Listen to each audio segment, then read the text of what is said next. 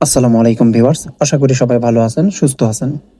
আপনারা দেখতে পাচ্ছেন এইচপি ডেস্কটপ জি2 একটা পিসি। এটা কোরাই 3 জেন।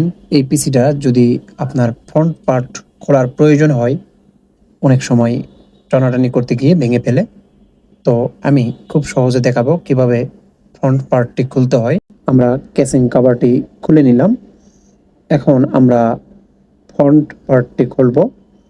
তার জন্য আমরা যদি এই 3টা লক খোলার চেষ্টা করি, টানাটানি করি, সেই ক্ষেত্রে ভেঙে যাবে। আমরা এই কাজটি করব না।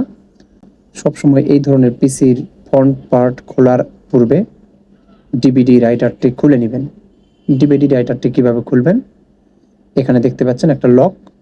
এই লকটিতে প্রেস করলে এবং সামনের দিকে যদি টানা হয় তাহলে খুলে যাবে। যেমন আমি এখন প্রেস করব এবং সামনের দিকে টানব। প্রেস করলাম এবং সামনের দিকে ঠেলে দিব বা টেনে নেব, খুলে যাবে। আমরা আবার প্রেস করি, খুলে যাবে। তো এভাবে সিডি রোমটা বা ডিভিডি রোমটা খুলে নেবেন। তারপর আমরা এই লকগুলো আমরা এখান থেকে ছুটিয়ে দিব, খুলে যাবে। অতি সহজে খুলবে।